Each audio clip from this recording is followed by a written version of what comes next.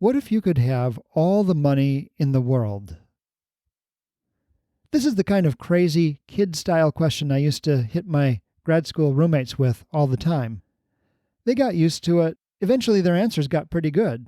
In this case, I was talking with Brian Miller, my vegan roommate, who wouldn't hurt a fly. He was a true gentleman, and I'd caught him on his way to the bathroom, first thing in the morning. And he stops and says, "Well, I wouldn't take that offer, because money is a medium of exchange. If no one else has money, it would be meaningless." But I pressed him. I said, "What if I forced you?" "Well, I'd have to give nearly all of it away, immediately, like today. Because by tomorrow, people would start inventing new currencies that they could use, and my money would soon be worthless." Well, that put me in my place, didn't it? And it really expanded my concept of what money is. Like most people, I thought of money in strictly zero-sum terms as a way of managing scarcity. If I have more, you have less. But Brian's comments opened up a whole new world for me. He had just shown how, in the big picture, money is a social vehicle that has more value when more people have it. Does that sound familiar? Back in episode 21, I spoke about permaculture founder Bill Mollison's fourth type of resource, those that degrade when not used. Is money ultimately like that? And in the same episode, I also spoke about economist Carol Rose's Comedy of the Commons, where you have types of resources that gain value as more people use them. This would be things like social media, or the internet itself, or phone networks. Could money be a little bit like that, too? This is a design show, so our question today is, how can we design cities to make sure that money does the most possible good for everyone? And spoiler alert, one of our answers is going to be to make sure that everyone has money. Cities, designed like modern Edens for economic and ecological abundance. I'm Kev Polk, your guide to Edenicity. Welcome to episode 25, where I'll discuss the Edenicity of getting paid. We live in an economy that is rapidly careening towards the hypothetical that I hit Brian with all those years ago. We live in a winner-take-all economy. According to a 2019 article in Brookings.edu titled 6 Facts About Wealth, the top 1% wealthiest people in the United States hold $25 trillion of wealth, while the entire middle class, the middle 60%, hold $18 trillion. And it keeps getting worse. The middle class actually had more wealth than the top percent before 2007. According to Rutger Bregman, in his 2017 book, Utopia for Realists, the richest 8 people in the world own as much as the poorest half of humanity put together. We have more wealth inequality than ancient Rome, slavery and all. And speaking of slavery, part of what's driving this change is that work is increasingly mechanized and automated. We'll say more about that in a moment. But let's back up a moment and ask, what's wrong with this much inequality?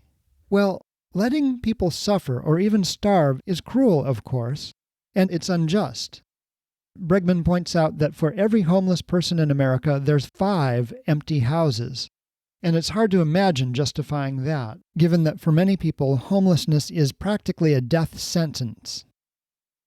And yet, most of us are fairly blasé about the plight of the poor. Why is that? I think maybe it's based on the belief that people are individually in control of their fortunes. In truth, this is just not the case. Random factors dominate, especially when you don't have money. I recently read a kind of mind-blowing book by Dale A. Dalton called Max Strategy. It was published back in 1996. And in the book, he points out the paradox that, although most experiments fail, real wealth comes from innovation. And this brought to mind a toss-off comment that Tim Ferriss made in his 2007 book, The 4-Hour Workweek, that even a publisher with 20 years' experience finds a book that breaks even only 5% of the time. According to the U.S. Small Business Administration Business Facts from 2020, 50% of businesses fail within 5 years. And keep in mind that everybody involved in writing, publishing, and starting businesses is working as hard as they can to make things succeed, and yet the failure rate is still very high. Success is kind of a lottery. And in Mac's strategy, Doughton points out that in a world of change and innovation, imitating success practically guarantees failure. People study other successful people and try to duplicate their career and business strategies. But that doesn't work in a constantly changing world. It's almost a perfect formula for mediocrity and failure because it makes you a sitting duck for competitors that experiment and innovate. Doughton points out that there's an overcapacity of skills with too much risk aversion, and so this leads to bogus jobs. There's too many people competing for too few soul-sucking jobs like commodity day trading and search engine optimization, which is basically all about what keywords will make your product a bestseller for at least a few minutes on Amazon. Can you see that the vast majority of people can't risk any significant amount of personal time and money in any significant new ventures? In Mac's strategy, Doughton makes this really personal with the following thought experiment. Would you risk $100,000 on a coin toss to get $1 million? Well, it depends on who you are. According to the Federal Reserve, in 2017, the median family net worth was $100,000 in the United States. So imagine you are the head of that median household, and somebody offers you this bet. Everything you own, your cars, your home, your dishes, everything, against $1 million on a coin toss. Are you going to go to your significant other and maybe your children and be able to convince them to take that bet? Probably not. And if you're a black family, chances are you won't even get to play because in the United States, the median black family net worth is $20,000. The only people who could reasonably take that bet and justify it to their families are those who have many multiples of $100,000. So the only people who can really benefit in a lottery economy are those who have considerable money to begin with. Amazon.com founder Jeff Bezos, who is now the richest man in the world, was speaking at the Bush Center's Forum on Leadership in 2018 when he said, quote, "One of the foundational things to being able to take risk is to have some kind of support," end quote. He went on to say, quote, "I've won a lot of lotteries. Amazon is one of the lotteries that I've won, but I had a big lottery with my parents," end quote. Bezos' parents were able to put money into his education. They were able to take really good care of him growing up.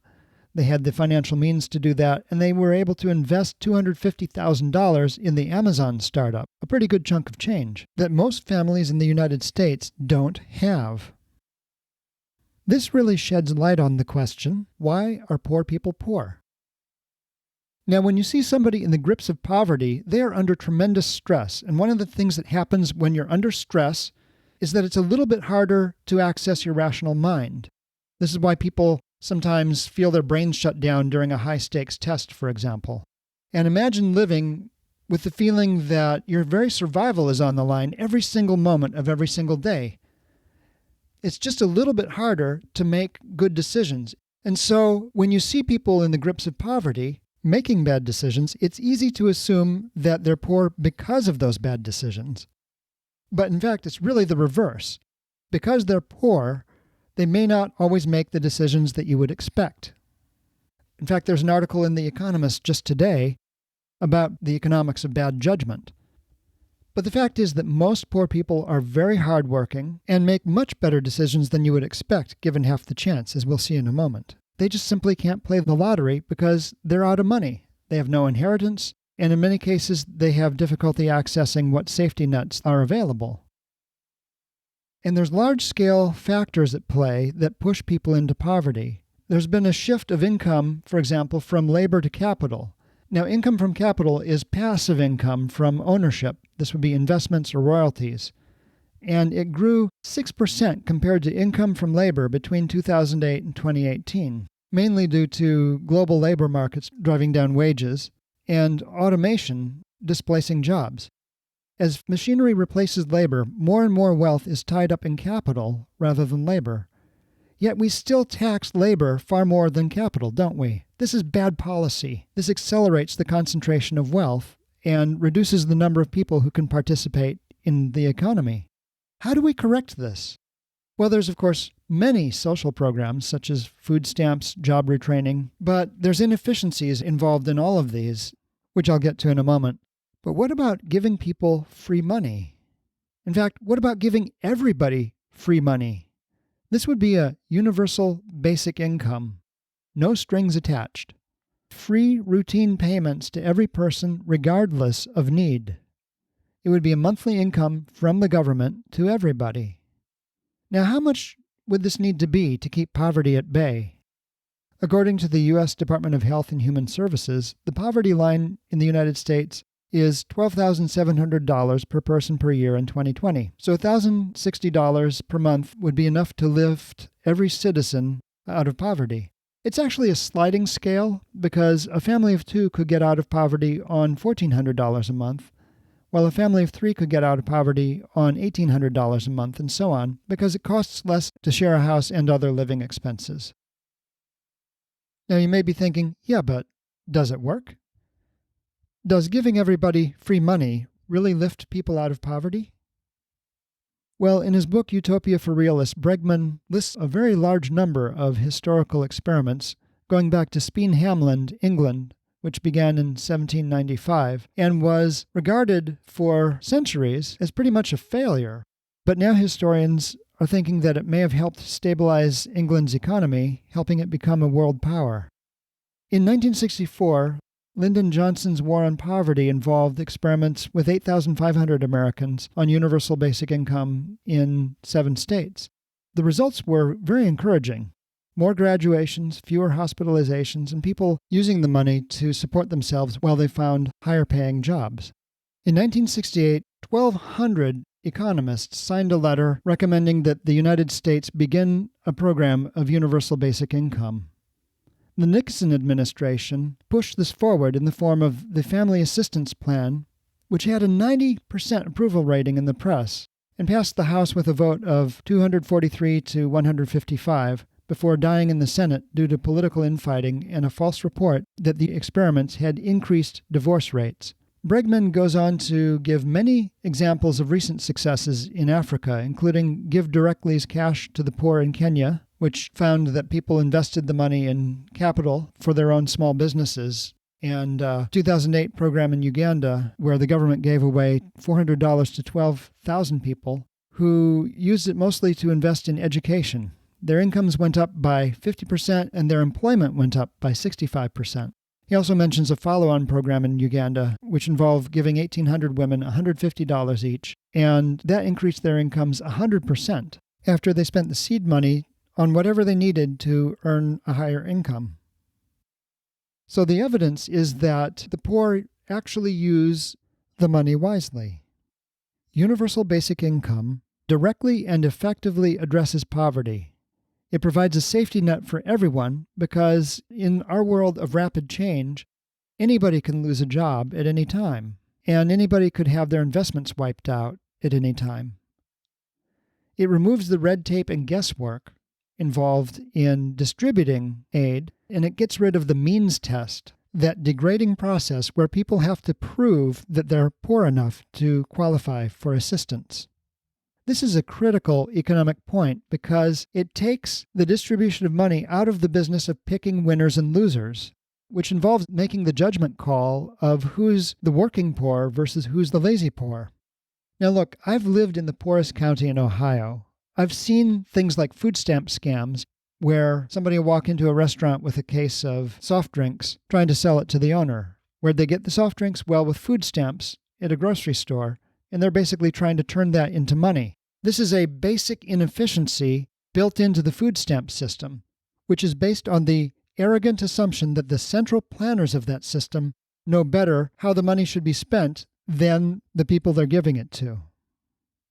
People need money for all kinds of things. Medicine, transportation, and what they get is more food stamps than they actually spend on food in a month.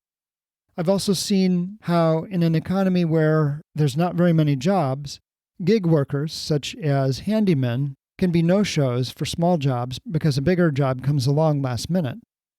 So I've seen the results of safety nets that try to sort out the good from the bad poor and try to tell people how they should spend their money, and the results are kind of disastrous. There's immediately huge incentives for people to create an underground economy to correct these imbalances. So again, the universal basic income provides a much more efficient means for addressing poverty than all of these other programs. Now, what are the risks? Let's really take on this question of, does it reward laziness and bad choices? I've talked with Harvard economists who believe that we're really in an era now where the big narratives of economics are over and we really should just focus on applications. And they get down to worrying about what to do about the fact that some people just continue to make bad choices and others make better choices.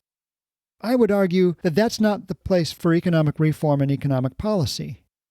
When we look at the empirical data, when we look at what's actually happened, it doesn't support the negative assumptions most of us were raised to make about the poor. Bregman pointed out that the studies I mentioned earlier showed a very slight reduction in employment hours among younger people, but there was a general trend to higher value employment. In other words, people used the money for education and to keep themselves afloat while they looked for better jobs. Even when you give money to addicts and criminals, as they did in Liberia, what they found was that the people spent the money mainly on food, clothing, and starting new businesses. And this is indeed what they found in a London experiment in 2009 with 13 homeless men. Here's why crafting a policy to pick winners and losers is a mistake. Imagine a 25-year-old woman who likes writing stories but never seems to finish them. She moves overseas to teach English, and within a couple of years she meets a local guy at a pub, marries him, has a child. But it doesn't go well. He beats her. So she flees the country with her daughter. Now she's alone, jobless, destitute, with a baby to care for. She applies for public assistance because it's either that or become homeless. What's she supposed to do? You guessed it, pound the pavement looking for jobs, of course. But she doesn't. Instead, she keeps writing. It's a terrible time for her. She has a college degree but feels like a total failure. Her classmates are all climbing the career ladders and making big money. She's depressed, suicidal at times. Her estranged husband turns up, trying to haul her and her daughter back overseas. She files restraining orders and eventually gets a divorce. Her mom dies, more depression, more despair. Now she's 30, and she finally, after 5 years, finishes her first manuscript, a short children's novel. She finds an agent who shops it around. Over the next year, 12 publishers reject the book before one finally picks it up for a measly $2,500 advance. Remember, that publisher has about a 1 chance in 20 of even making that amount back along with printing and distribution costs. And she picked a crowded genre, fantasy adventure books for young boys. So our heroine finally faces reality. She stops writing and enrolls in a teacher training course. But her heart is not in it. Eventually, she wins a $12,000 Arts Council grant and starts writing again, stretching every penny for as long as she can. She's almost 32 when her book is published, with an initial print run of 1,000, half of which goes to libraries. 5 months later, it starts winning awards. The book is auctioned for overseas distribution, and she gets her first big advance, $105,000. The book and its sequels eventually sell 400 million copies and spin off a movie franchise with 9 blockbusters, and our author, J.K. Rowling, becomes the first person in history to earn $1 billion writing stories. Chances are you know somebody who's read Harry Potter. How many other authors, business people, musicians, artists, and inventors had to give up their dream forever because they were unable or too proud to get on public assistance? Means testing prioritizes mothers and children, and, in many places, men are simply out of luck. Anyone can lose their assistance at any time without warning, and have to spend all day for weeks trying to get an appointment to get back on the rolls.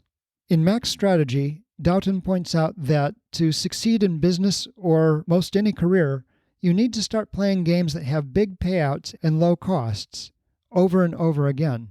The universal basic income deals everybody into that game by providing a universal safety net. Now, some people have argued that universal basic income depresses labor markets. I mean, if people are already being paid, then why can't employers just offer tiny wages? Well, the answer is with the universal basic income, labor is, if anything, a little more scarce because workers now have options. They don't need to take a job immediately or starve. So employers must offer either higher wages or better conditions to attract labor. If this kills any jobs at all, it will kill bad ones. What would it cost and how will we pay for it? According to the balanced review of the U.S. federal budget, mandatory benefits came to $2.7 trillion in 2019, including Social Security, Medicaid, Medicare, food stamps, and so forth. To fund a universal basic income up to the poverty line would cost $2.6 trillion, and it would replace many of those programs. At this level, a household of 3 would get $1,800 a month. That's affordable without changing the tax structure much at all. But recall how wealth is shifting from labor to capital? Well, how much capital is there anyway? In the United States, according to the Brookings Institution, we have $100 trillion worth of capital wealth. That's $300,000 per person on average. If we were to tax that at 0.5% a month, that would give our 3-person family $2,400 a month, all by itself, and we could reduce other taxes and entitlements significantly. That really would take the edge off, and as we'll see, this kind of intervention would go a lot farther in Edenicity. Now, a more progressive tax structure has environmental benefits. Progressively higher taxes on higher value assets, property, and income encourage people not to waste resources. For example, having many houses that are unoccupied throughout the year, which is absolutely terrible for the planet. And in Utopia for Realists, Bregman points out that higher taxes on higher earners encourages people to do work that is more useful, rather than competing for high-paid search engine optimization jobs, for example. Now, you may be thinking, do we really need something as radical as a universal basic income in Edenicity? I mean, isn't it an unnecessary extra that would weaken its business case? Won't it scare businesses and investors away? Well, no, it actually reduces risk because it would substantially reduce crime and there'd be less family disruption, so people would have less to lose. Robert Reich, Bill Clinton's labor secretary, has for decades made the point that cities attract businesses better through a race to the top rather than to the bottom. Instead of offering tax incentives, they need to focus on the fundamentals that create a vibrant economy. That starts by creating a great place to live and raise a family. A universal basic income massively increases the quality of the environment and the labor pool. Employers love that. And let's look at the rewards. A universal basic income creates a much stronger overall economy, where more people can innovate, and this creates far more wealth. It's also easy to fund because the cost of living in Edenicity is half of what it is in any major city today. See episode 9 for details. I found it fairly easy to model a universal basic income with a flat wealth tax, and it funded everything, including the operational aspects of transportation, energy, healthcare, education, building and farm maintenance, and wild habitat restoration. But does it have to be this good?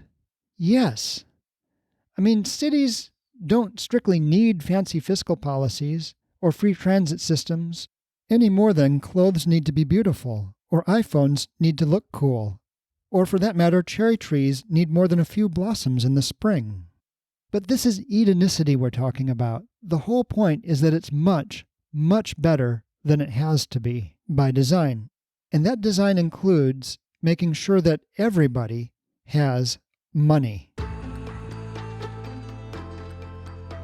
If you're enjoying Edenicity, I need your help getting the word out. Please let your friends know about the show on social media, and you can really help by subscribing and reviewing it on Apple Podcasts or any other podcast player. See the episode notes for the links. And be sure to join me next time when I'll discuss the Edenicity of justice. I'm Kev Polk, and this has been Edenicity.